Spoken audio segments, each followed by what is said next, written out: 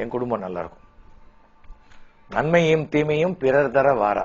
இப்ப இதுல கஷ்டப்பட்டவங்க அப்படின்னு பார்த்தா பேங்க் வாசல்ல ஏடிஎம் வாசல்ல எல்லாம் நீண்ட கியூல நிக்கிறவங்க எல்லாம் பார்த்தா நார்மலான பீப்புள் தான் கஷ்டப்பட்டுட்டு இருக்காங்க.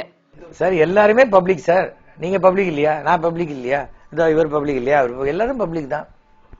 உங்களுக்கு சாதாரண நாள்ல கரண்ட் இல்லாத நாள்ல தமிழ்நாடு கவர்மெண்ட் உங்களுக்கு கரண்ட் கொடுக்காத போது ஏடிஎம் வேலை செய்யுமா? சொல்லுங்க.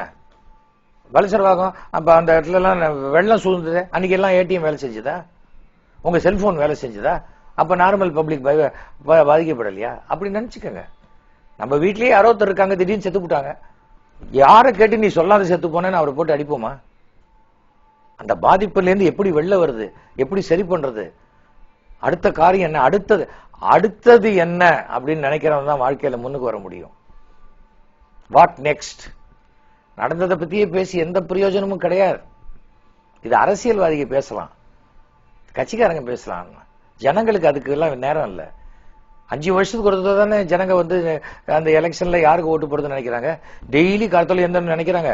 ஆக்சுவலா நாம யாருக்கு போடலாம், அதாவது 2019 வர எலெக்ஷன் யாராவது யோசிச்சிருக்காங்களா?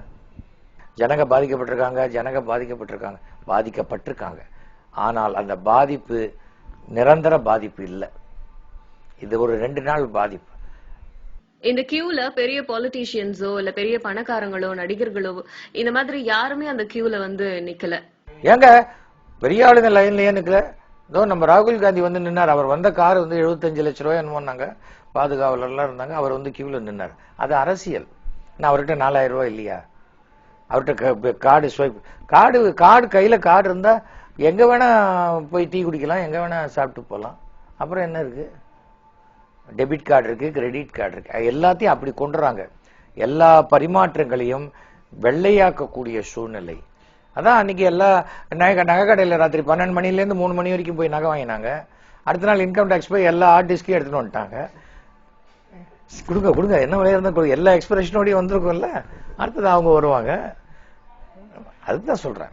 இப்போ மொத்தமா அது பழைய பணம் முழுக்க போயிடுச்சுன்னு சொன்னாலே புது லைஃப், புதுசா ஆரம்பிக்கிற மாதிரி நடக்கும். எல்லாம் நல்லது நடக்கும். நீங்க உலகத்திலேயே சிறந்த நாடு இந்தியா. இந்த நாடு தான் வல்லரசாகும், வேற நாடு ஆறதுக்கு வாய்ப்பு இல்லை. பணக்காரர்கள்லாம் ஸ்விஸ், வெளிநாடுகள் இந்த இடங்கள்ல எல்லாம் வந்து பணத்தை பதுக்கி வச்சிருக்கும் போது அங்க இருக்கிற கருப்பு பணத்தை வெளியில கொண்டு வராம இந்தியாவில இருக்கிற கருப்பு பணத்தை முதல்ல கொண்டு வரணும் அப்படின்னு வந்து இவங்க எடுத்த இந்த ஸ்டெப், இதுக்கு உங்களோட கருத்து என்ன? இப்போ இந்த ஆதார் கார்டு, பேன் கார்டு, இது பார்ட்டிசிபேட்டரி நோட்டு, அப்புறம் அடுத்தது வந்து ஷேர் மார்க்கெட், இது எல்லாமே இன்டர்லிங்க்ட் ஆயிடுச்சுன்னா அந்த வெளிநாட்டு பணம் அப்படியே போயிடும், அங்கேயே தான் இருக்கும், வரவே வராது இனிமே. உலகத்திலேயே சுவிஸ் பேங்க்ல மிக அதிகமாக மூலதனம் பண்ணவங்க நம்ம இந்தியன்ஸ் தான் சொல்றாங்க. ஆனா மிக அதிகமான நஷ்டத்தை சந்திக்க போறதும் அதே இந்தியர்கள் தான். விஜய் மல்லையா சொன்னாங்க, விஜய் மல்லையா சொத்தெல்லாம் கான்பிஸ்கேட் பண்ணிட்டாங்க. அப்படித்தான் ஒவ்வொன்றா பண்ணிட்டே வருவாங்க. சும்மா வாய் பிடிச்சதோ மாங்காய் என்ன வேணா சொல்லலாம். நம்ம அவங்களுக்கு இவ்வளவு கொடுத்துட்டாங்க, இவங்களுக்கு இது. இந்த இப்போ கொண்டு வந்த இந்த சட்டம் அதானிக்கும் பொருந்தும், அதே சமயத்துல அம்பானிக்கும் பொருந்தும். யாராவது இந்த லோக்கல் கவுன்சிலர்லாம் எத்தனை பேர் தூக்கம் இல்லாத போயிருப்பாங்களோ? கடந்த 5 வருஷத்துல மிக உச்சபட்ச பணக்காரர்கள் வந்து போன ராக்கெட் வேகத்துல போனவங்க ரியல் எஸ்டேட்டையும் தாண்டி கவுன்சிலர்கள் தான்.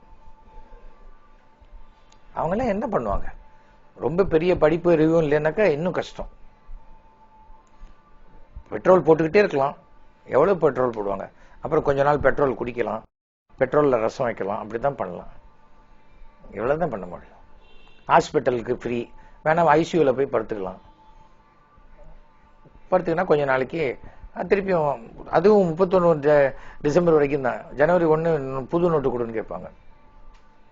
ஸோ இதனுடைய இந்த நம்முடைய பாரத பிரதமர் நரேந்திர மோடி அவர்கள் எடுத்த நடவடிக்கையுடைய முழு பலன் ஜனவரி 1ஆம் தேதி தெரியும். தயவு செஞ்சு காத்துருங்க. சும்மா சேர்த்த வாரி இருக்கிற மாதிரி. ஆனா ஜனங்க யாருமே விமர்சனம் பண்ணல அவரை. பாதிக்கப்பட்டவர்கள், திருடர்கள், இந்த மாவோயிஸ்ட் குரூப்புக்கு எத்தனையோ 6000 கோடி ரூபாய்க்கு மேல, 7000 கோடி ரூபாய்க்கு மேல அவங்க கிட்ட பணம் இருக்குங்க. அவ்வளவுதான், முடிஞ்சு போச்சு. அவங்களா துப்பாக்கி, குண்டு, கிளவுஸ் எதுவுமே வாங்க முடியாது, முடிஞ்சு போச்சு. எல்லாருமே அந்த மாதிரி திருட்டு தொழில் மாதிரி பண்றவங்க, இந்த கள்ளக்கடத்தல் பண்றவங்க, அவங்க எல்லாருமே புதுசா மறுபடியும் ஆரம்பிக்கணும். அதுக்கு சொல்றேன். அந்த அந்த அந்த மாதிரியான ஒரு விஷயம் நடந்திருக்கு. ஆனா நம்ம டக்குன்னு இன்னைக்கு பட்டன் அமைக்கினா அப்படியே மாறுறதுக்கு அவர் என்ன மேஜிக் பண்றவரா? மோடி திட்டம். இந்த திட்டம் எங்க ஆரம்பிச்சதுக்கு நல்லா தெரிஞ்சுக்காங்க. உங்ககிட்ட காசே இல்லைன்னா கூட பேங்க் அக்கௌண்ட் ஆரம்பிங்க, ஆதார் கார்டு வாங்குங்கனர். நான் ஏன் வாங்கணும் அப்படின்னாங்க, அவஸ்தைப்படுறாங்க. நான் என்ன கேட்குறேங்க, ஃபுட்பால் மேட்ச் பார்க்குறோம், கிரிக்கெட் மேட்ச் பார்க்குறோம், குழந்தை அட்மிஷனு, ராத்திரியெல்லாம் போய் கியூவில் நிற்கல. நமக்கு பிடிச்ச நடிகர் படம் வருது, 4 மணி நேரம் கியூவில் நிற்கல. கல்யாணத்துக்கு போகிறோம், ஒரு 200 ரூபா மொய் எழுதிட்டு 3/4 மணி நேரம் கியூவில் நின்று சாப்பிட்டு வரல. ஏன் ஒரு நாட்டுக்காக ஒரு 2 மணி நேரம் எக்ஸ்ட்ரா கியூவில் நின்னா என்ன ஆகிட போகுது? இந்த கியூவில் நிற்கணும், ஒரு சிஸ்டத்துக்குள்ள வரணும்னாலே நமக்கு கோவம் வந்தா எப்படி? ஜப்பான்ல போய் நீங்க யாரு காலையா முடிச்சா கூட அவன் சாரிம்மா, நீ முதிக்கிற அளவுக்கு என் காலை அங்க வச்சுட்டேனே, தப்பா எடுத்துக்காதேம்மா. நாம என்ன பண்ணோம், நாம நல்லா மிதிச்சுட்டு அப்படி திரும்பி நின்று படுத்துருப்போம். அவனுக்கு வலிக்குதா, வலிச்சா கத்துவானே, ஏன் கத்தலாம, அப்ப வலியில போலுது அப்படின்னு நினைச்சுப்போம். அது மனோபாவம். இதுக்குதான் ஒரே விஷயம்தான். அடுத்த தலைமுறையாவது நல்லா இருக்காரு. பள்ளிக்கூடத்துல தனி மனித ஒழுக்கம்ங்கிற ஒரு கிளாஸ் வைக்கணும். மார்க் வாங்குறியா, மார்க் வாங்குறியா, மார்க் வாங்குறியா, மார்க் மட்டும் வச்சு என்ன பண்றது? படிச்ச கிரிமினலா வேணா ஆகலாம். தனி மனித ஒழுக்கம் இல்லைன்னா வாழ்க்கையை நல்லா இருக்காது. ஏன் இன்னைக்கு கக்கன் காமராஜரை பத்தி பேசுறாங்க இன்னைக்கும்? அதுக்காக எத்தனை முதலமைச்சர் இருந்தாங்க? இந்த தனி மனித ஒழுக்கம் நல்லா இருந்தது பேசினாங்க. தனி மனித ஒழுக்கம் அது இல்லைன்னா நமக்கு வாழ்க்கை நல்லா இருக்காது. கெஜ்ரிவால் என்ன குற்றச்சாட்டு முன்வைக்கிறாரு அப்படின்னா, இது பாஜகவினருக்கு பெரிய சர்ப்ரைஸ் எல்லாம் ஒண்ணும் கிடையாது, அவங்களுக்கு எல்லாம் ஏற்கனவே இந்த விஷயங்கள் தெரியும், பணத்தெல்லாம் அவங்க மாத்தியாச்சு அப்படின்னு சொல்றாரு. அதுக்கு நீங்க என்ன பதில் சொல்றீங்க? எனக்கு கெஜ்ரிவால் அவர்கள் பேசுறத பார்க்கும்போது அந்த அளவுக்கு நம்மளால காமெடி பண்ண முடியலையோன்னு ஒரு இன்ஃபீரியாரிட்டி காம்ப்ளெக்ஸ் வருது. அதுதான். ஏன்னா நம்முடைய பைனான்ஸ் மினிஸ்டர் இருக்காரு, அவரே சொல்றாரு, எனக்கே 7:30 மணிக்கு தான் தெரியும் இந்த விஷயம் அப்படின்றாரு. அப்படி இருக்கும்போது எல்லாருக்கும் சொல்லிடுவாங்கன்னா, நீங்க பாருங்க, யாரெல்லாம் பணம் வச்சிருக்காங்களோ அவங்க பாஜக காரங்களா இருந்தாலும் சரி, அவங்க காங்கிரஸா இருந்தாலும் சரி, கம்யூனிஸ்டா இருந்தாலும் சரி, எந்த கட்சியா இருந்தாலும், டிஎம்கே இருந்தாலும் பிஎம்கே யாரா இருந்தாலும் சரி, கருப்பு பணம் வச்சிருக்க முகத்துல ஒரு மாதிரி ஒரு இந்த ரேகை ஓடும். அந்த நெருக்கத்துக்கு ஏற்ப ஒரு மாதிரி நம்ம பிரைம் மினிஸ்டரை திட்டுவாங்க. எதிர்கட்சினா வாய்க்கு வந்த மாதிரி பேசுவாங்க.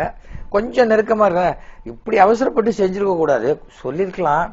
கொஞ்சம் ஜனங்க பாவம் கஷ்டப்படுறாங்க. யார் ஜனங்க? பொண்டாட்டி குழந்தைங்க, அவங்க தான் ஜனங்க.